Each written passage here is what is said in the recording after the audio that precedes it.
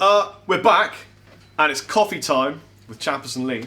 It certainly is. And now that I've finished ravishing my Falcon, your Millennium Falcon, it's Lee's turn. Actually, you've been sat there for half an hour just jamming on it, haven't you? Yeah, I don't know. I've always liked 2-rock amplifiers. This is, if you haven't seen this in a video for a while, this is my own Strat. I was going to call it something different then, because it's sort of a Strat. It's a beaten up, different kind of modified. Yeah, Lee's got a blues name now. I call him Stonehand because he uses a stone plectrum. I have for this last 2 days of using a stone plectrum. Really love it. So now everyone should refer to him as Stonehand. Captain Stonehand, or just Stonehand. Stonehand, who? So, I'm using a 2-rock amplifier that came out at the beginning of the year. It's kind of, I guess, almost like a Tiny Terror kind of vibe. It's a 15-watt head. Looks like it would survive a nuclear bomb. Yeah, it does. Separate little 1x12 matching cabinet. I've chosen a gold one, brownie gold kind of colour. It comes in either black, blue, or this brownie gold thing. It has an effects loop, which is cool, so I'm using a Digitech reverb pedal through here to give me a bit of reverb. But it doesn't, that's it. Apart from that, it's just a standard kind of set of gain, treble, middle, bass, master and contour controls. I've got it set for a nice kind of clean sound, so...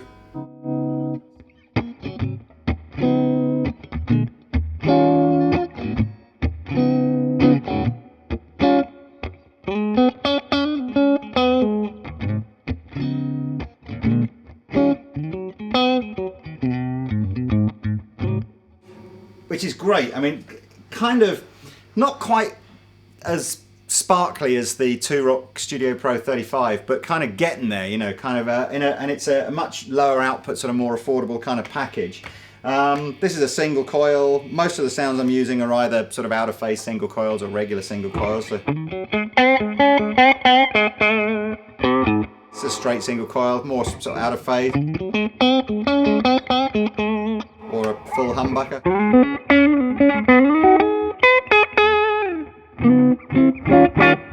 So really nice kind of clean tones. How many watts is it? 15 watts. Funnily enough, it's the same power section as the Falcon, so it's two 6V6 tubes, bunch of AX7s, I think, in the preamp stage. This doesn't have kind of different voicing like the Falcon has. This is just a straightforward panel. There is a little bit of gain in it, not a lot of gain. I mean, if I gun it and drop the master volume back down and put it on the back pickup, I think actually I had a little bit more, kind of boosted the EQ a little bit more, but it'll sound a little bit like...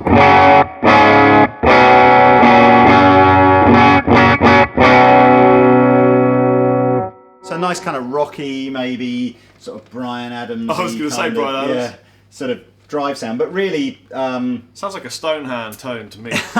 We're using, you know, I'm using a little rock box pedal just to send it over the edge here. So... What shall I play? Just a little bit of... Well, play that jazz thing again, but then kicking the...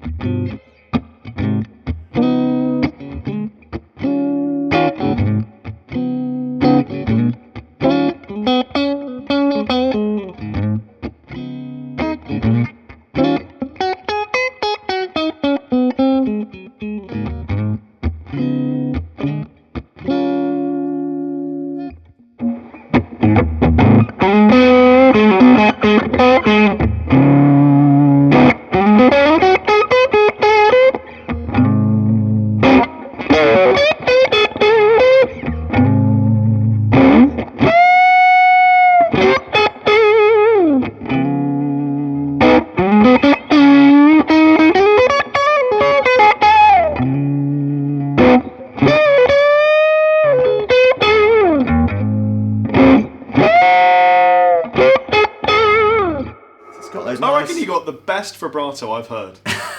I really think you have got the best vibrato. Everyone keeps picking up on the video with him and Phil playing, and they're like, "Man, that video with Phil and Chapman is like, he's amazing."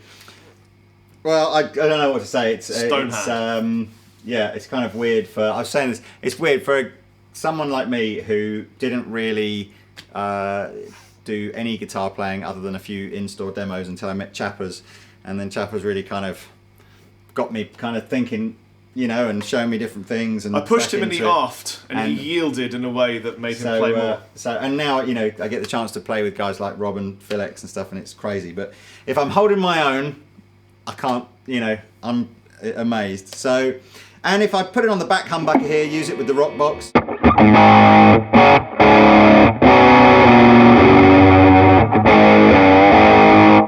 So it's got a bit of throaty kind of drive as well. It's very similar price to the Tone King Falcon. The head on its own, if you just want to buy the head's about £1,000 and the cab's about 300. Wow. So, and as you can see from size-wise, both very portable. I don't know what this is like, you know, really low volumes. Let's see, because I do like the attenuator in the Tone King, but let's have a look, see what